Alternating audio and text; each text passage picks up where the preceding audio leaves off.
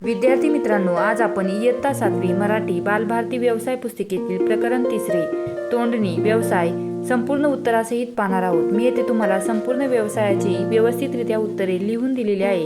तुम्ही जर आपल्या द लर्निंग लॅब या यूट्यूब चॅनलवरती नवीन असाल तर आपल्या चॅनलला सबस्क्राईब करायला विसरू नका, जेणेकरून असेच नवनवीन व्हिडिओ सर्वात प्रथम तुम्हालाही पाहायला मिळतील।